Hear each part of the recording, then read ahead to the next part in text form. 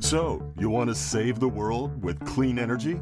Make money doing it? Confused about the economic and technical realities of residential and commercial solar, batteries, heat pumps, EVs? Want the real-world scoop on new energy technologies, not manufacturer hype? Then tune in to the Weekly Energy Show, hosted by Barry Cinnamon. Insights from Barry's 40-plus years in the solar and energy industry will help you understand the future ways we'll generate and consume energy. And now, here's Barry.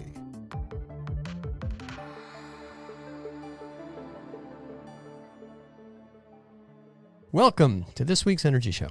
Now, a lot is changing in the solar and storage industry. Products come and go, technologies evolve, and government policies change like the weather, but not fundamental good business practices. So it's my pleasure to have Ed Murray, CEO of Aztec Solar, join me on today's show. Now, Ed's not just an ordinary solar contractor. Ed's president of the California Solar and Storage Association. And believe it or not, he's been on the CALSA board of directors for over 40 years, except for a very brief time when I was there. Anyway, that's another story. He's also on the NABCEP board of directors and previously on the board of directors of SEIA. So very, very active on the policy side. But Ed also has a day job as CEO of Aztec Solar. Aztec's the leading solar, PV, and thermal installer in the Sacramento area. So he knows the technology. But even more importantly, Ed knows how to run a good business. So welcome to the show, Ed. Hey, thanks, Barry. Thanks for having me today. Yeah, I do want to add, though, a couple of things, Barry. Yeah? I am the treasurer of NABCEP also, treasurer of the North American Board of Certified Energy Practitioners. And I also have another day job where I'm the president of Elm Distribution, which is a distribution product company for solar products for mostly swimming pool industry. So I keep myself busy. I don't golf or fish or anything like that. I just work. And how many different QuickBooks packages do you have to maintain? Just one enterprise, a great solution for the business. But do you have QuickBooks for the other businesses too?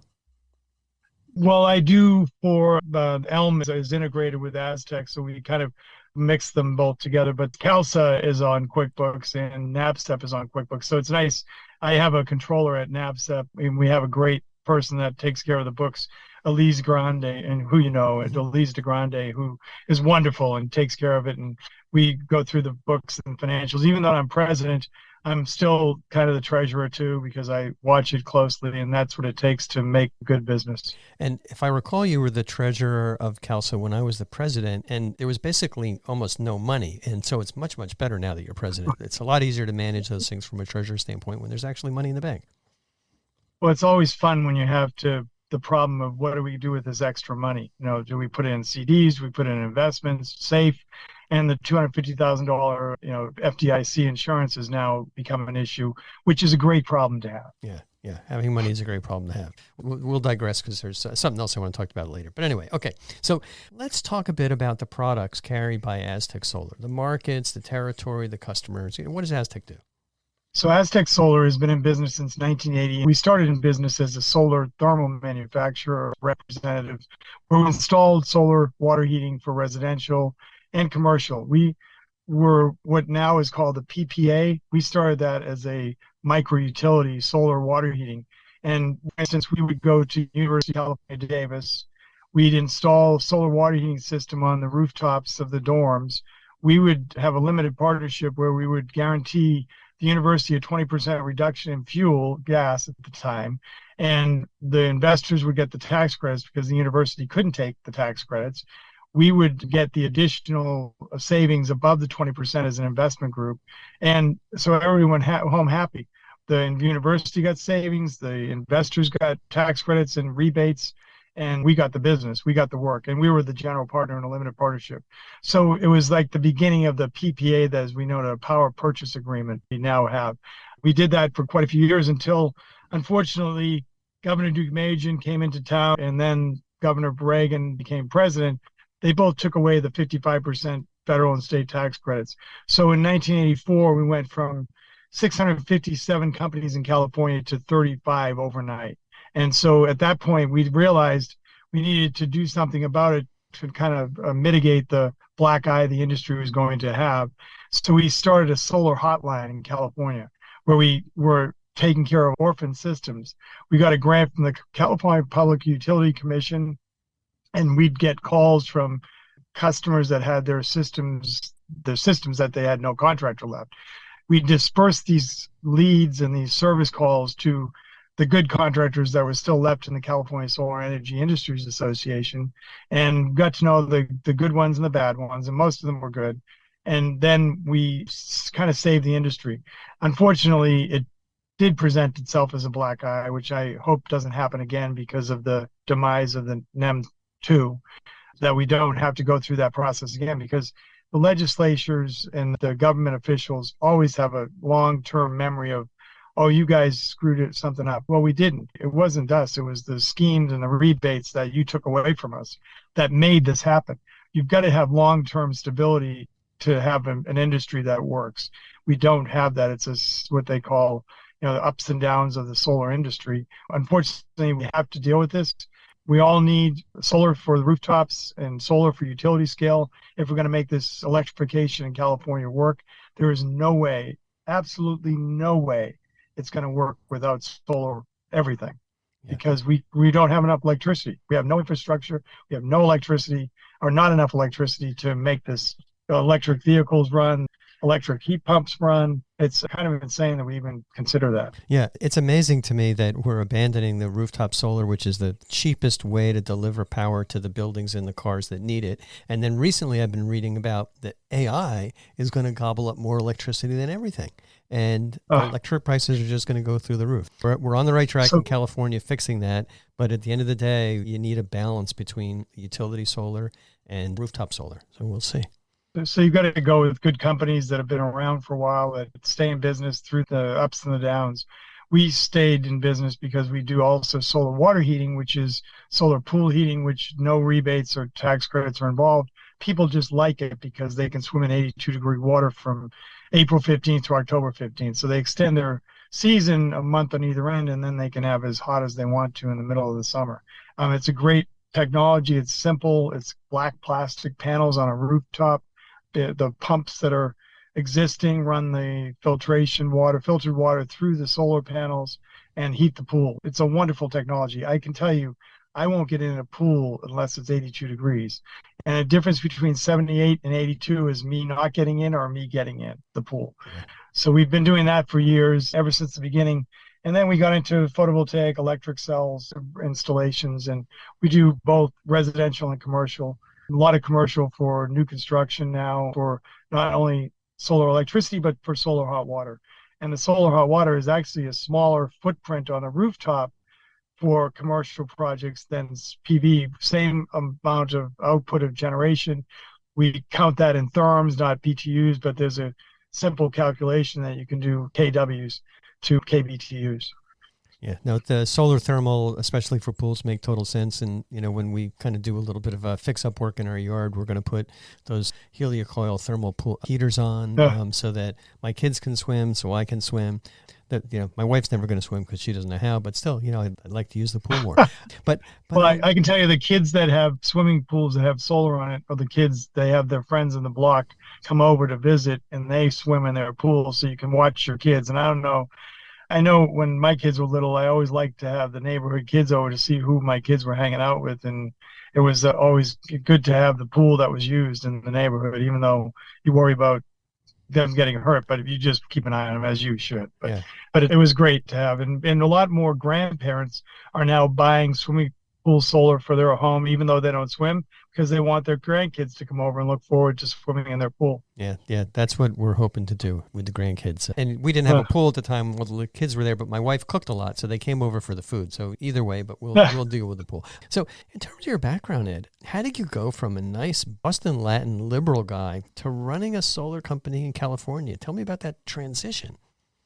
Well, I grew up in Boston in a family of 8 Irish Catholics. We had 4 boys and 4 girls.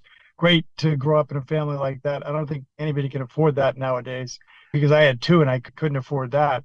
But we had a great relationship with our brothers and sisters. And I, at 17, 18 years old, had a girlfriend from Milton, Massachusetts, that decided to move out to California with her parents. And they moved out here, and I chased her out to California. It was a good move for me, I didn't catch her. She's been married more times than she has rice marks on her forehead. So, so I'm glad I didn't catch up with her. I caught a nice wife, and we've been happily married for some 32 years now. So I chased the girl, and I was going to school back in Boston, but I moved out here and transferred to school out here.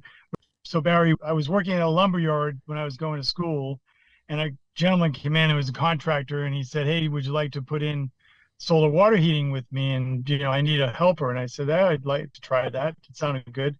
Jerry Brown was the governor at the time.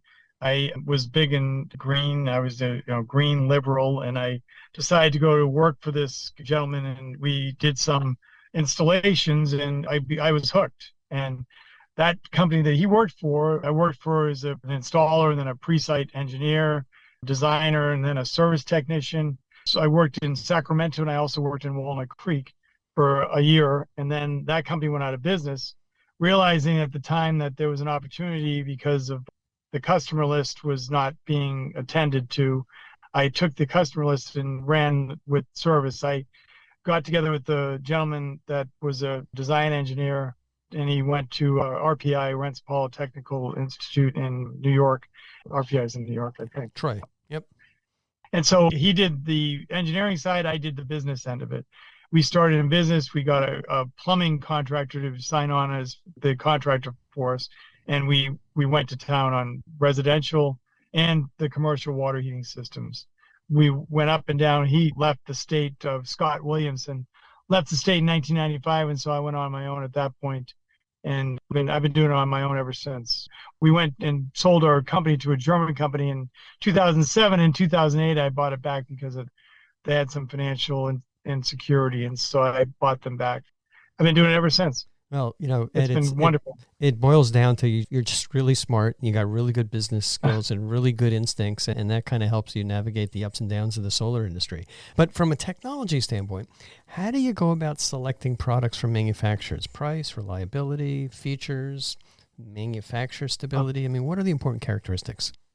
Well, certifications are important. So if you're looking at electric systems, you want to make sure they're UL listed. You want to make sure they have the proper certifications.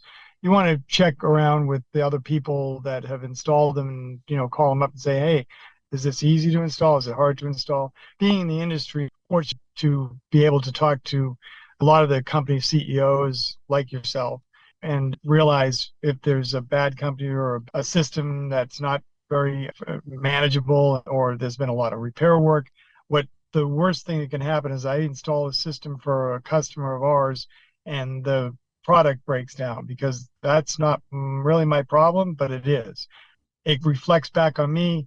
I want to make sure that the customer is happy, and I'll do anything it takes to make that customer happy. If there's a problem with the existing system that I've installed, it goes to the top of the service pile. It's beyond the ones that I get paid for. It goes to the top because we want to make sure that customer's happy. It has to be. They have to be happy. Yeah. Yeah. And what I found is that the customers for whom you bend over backwards and fix the manufacturer's problems on your own become your best advocates. Yeah. And then you'll get more. And the best lead source is a referral source, as you probably know. Yeah. We have Google AdWords, and we have radio, we have television, but I can tell you the referral is the strongest lead out, and the best, because the people actually, they've gotten firsthand that we did a good job. And that's, at the end of the day, I can sleep better. Yep. Because we do a good job. Yeah. Yeah. It's the same thing with us, and those referrals are key. The recommendations are key, making sure the customers are happy. And then the other good thing about the referrals is they're not always the people that are searching for the lowest price. And, when you're bidding against like 3 other contractors with an online bid, you're going to end up with a price that may be good for the customer initially, but there's no way that those companies are going to be able to service that equipment. And it's unlikely, or more likely, that those low price installers are not going to be around in a few years to support the system. Well, that's what we call a race to the bottom, which we don't want to do. Yeah. We're fair, and we want to be in business. We treat our employees well. We've had employees that are there from 15 to 25 years at the business. We have great installers. We pay benefits and 401k and good salaries, and we want to make sure they're happy. And we're kind of a family, because I tell the employees, you spend more time here than you do at home. You spend this is our family here, and we want to make sure you're happy. So we have happy employees, and it usually goes pretty well. Yeah, same with us. All right, there's this thing called NABCEP. What is NABCEP? What does NABCEP stand for, and why is it important to the growth of the solar and storage industry? Well, it's a mouthful. It's a North American Board of Certified Energy Practitioners. And this was formed years ago because we had a need for certification of the installer. We realized that we needed more than just the certification of equipment. We also needed the certification of the installers themselves. So that it's very technical. You need continuing ed credits to make sure that you stay informed of the latest, greatest technologies, which, as you know, is every day something new comes along and some new technology. And some of them are pie in the sky, but there's some tried and true stuff out there that the customers are very happy with. So these installers get trained through either the industry education or the manufacturers give CE credits out. I just came from North Carolina where we had the annual conference and where there were 1,000 installers there. It was wonderful to see all these people that really care about installing systems right. They're all high level, high quality installers. I'm very fortunate to be involved with them. My friend Les Nelson, who's passed away, used to be the treasurer, and he kind of got me hooked into it and got me on the finance committee. And I think he was grooming me to be the treasurer because that's where I am now. He also groomed me to be the president of CALSA because prior to that, he was, as you were, Barry, president of California Solar Energy Industry Association. So I think he was setting me up. Les is such a legend. I mean, he taught so many people. He guided so many people. He guided the industry. We just miss him tremendously. But NABCEP is great. I had dinner last week with one of my former Akina employees, and she was the very first female that was approved at NABCEP. It's probably back when they started. So it's grown phenomenally since then. Well, NABCEP's kind of a solar policy thing, but you direct a lot of your time, especially with CALSA and some of the other organizations, to policy. Why is that? Where's the value for you, and how does that help the industry? Well, the policy is where we get rebates and tax credits and such. If we don't have that, it's difficult, although it's getting better to pay back for versus the electricity rates that you're paying now, where we need that extra to get the people to install the systems. So the other part of it is that if you're not at the table, you're going to get eaten. And these companies that are out there that are trying to eliminate our business, which is the utility, even the California Public Utility Commission, which is all utility-backed people that are on that board, it's tough because you fight them. The license level, the state license board, they are trying to allow just licensed, certified union workers who don't really know what they're doing as far as installing batteries go, installing batteries. Well, we have great C46 license that we've created in 1980, and it's just a solar license that is more qualified than electricians that know this stuff backward and forward, and have been installing batteries in the field for since the late 80s when they had the remote. A lot of pot farms, for instance, had a lot of batteries and standalone off-grid solar systems. And so we cut our teeth on it. And so, unfortunately, the union-run utility companies don't want to see our guys succeed, and they would rather see large-scale utility-owned systems installed because they are cheaper, but they're not as effective as rooftop direct to your power grid than these utility scale that are out in the desert, long lines of transmission that they have to go through backyards that the NIMBYs don't like, then the desert owl and the spotted turtle and all the stuff that goes along with it. Again, we have to have it all. We need utility scale, we need rooftop, we need water heating, we need everything that we can throw at this. This is a huge problem. Yeah. So a lot of the people that I know, they tend to be on the other side of the fence from me with red hats, but they say, why do you care, Ed? Why do you care? And I said, well, I'd like my kids not to have to worry about not having clean air and not having electricity or brownouts or blackouts. And he said, well, we have enough for our generation, don't we? And I said, we probably do. He said, so again, why do you care? Well, that's kind of short-sighted. And that's what the problem is with this country, is that we think about today and not tomorrow. And we need to start thinking more about tomorrow. Yeah. Yeah, it's amazing when, I think the economics are changing with electricity. Obviously, you see it happen with the escalation of electric rates. It's just going through the roof here in California and elsewhere. But when you look at the costs for solar and storage in the desert from one of those large utility farms, 2 cents a kilowatt hour, and the utilities crow about that, and people used to say, well, it's much cheaper. Well, it's so easy to burst that bubble because you look at the average electricity prices of California for residences and commercial, it's like 30 or 40 cents. So where's the difference? The difference is in all the transmission costs and all the wildfires and all the maintenance and all the utility profits. And somebody puts solar on the roof, the life cycle cost of that is going to be, solar and storage, 8 to 10 cents. So economics is catching up. And the warranties are 25 years on some of the equipment that we have. It's phenomenal what we can put in now and lasts, and it's pretty bulletproof, and the batteries are good. You have power when your neighbor doesn't have power. It's just a great way to go. You talk about utility companies. I mean, the investments or the CEOs are making so much money, even though they're saying that they need to raise rates. It's incredibly short-sighted what we're doing here. Yeah. And unfortunately, a lot of the politicians go along with it because they're being bought by them. Yep. And I don't want to name names, but one of the top executives in the politics are being bought by the utilities. Yeah. Well, we got the list. So looking into your crystal ball, how long is it going to take for California's solar industry to recover from the recent end of net metering? What's your guess? I think we're already starting to see it because we've realized that we need to install batteries. So our business has gotten back to pre-NEM 3 sales now because we've started to attach batteries to a lot of the systems. I think we're at 60% of our projects are now installing batteries, which are great because then you can mitigate the time of use from 5 to 8 in Sacramento for PG&E. You can power up your batteries during the daytime, and then from 5 to 8 you can dump the batteries. And then what's great about the software technology is that you can go on standby. If there's a storm coming, your batteries will just be ready for backup, so that the software tells the batteries, hey, there's a storm coming, we're going to have to shut off the arbitrage that you can not dump in from 5 to 8. You're going to save this power, and it's going to be ready for these people to have lights on for a couple of days with the solar. Yeah. So it's a wonderful technology. I can tell you from my own standpoint, my neighborhood, we've had a power outage about 2 months ago, and it was unbelievable because the neighbors were knocking on my door. Why do you have lights? We were out for a week. Wow. Wow.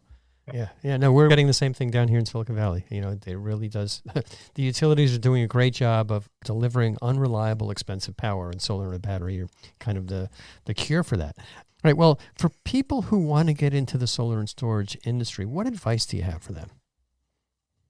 Take it slow and make sure you get trained up.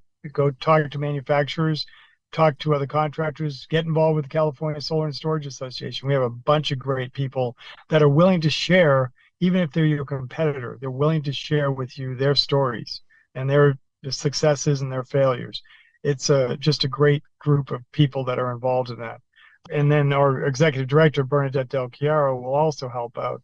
And a great team of people that work there that we've built up over the years. Like Barry said, when Barry was president, I think our budget was $35,000 a year, and that was scratching everything we had together, and now it's gotten a lot bigger than that. And we've been successful, and we, again, under the tutelage of Barry and myself, we watch the funds and we don't spend it if we don't have to, so we can have it for a rainy day fund. And that's part of the being a successful business. You don't go out and buy a bunch of new trucks and new equipment because you've had a successful year. You watch it and this could potentially downturn. We've got to be careful, and you've got to watch the numbers.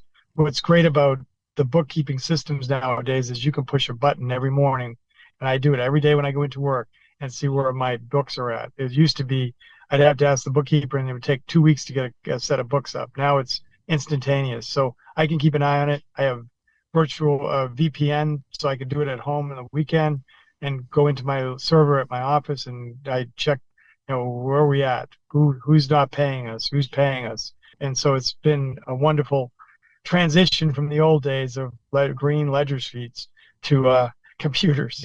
Yeah. Those accounting systems. I've been lucky. I've been only doing solar for about 25 years, and started off back in 2000, 2001 with QuickBooks and Salesforce, and that's been terrific. But kind of going back, you've been in the solar industry as long as anybody I know. What do you do for fun besides check the QuickBooks balance? Well, I this is about it. I'm sorry. We have 75 employees now. I just enjoy the people that I work with. I have a wife at home and two children. One's an engineer in New York at Hello Tushy. It's a bidet company. And my daughter's a master's in MSN.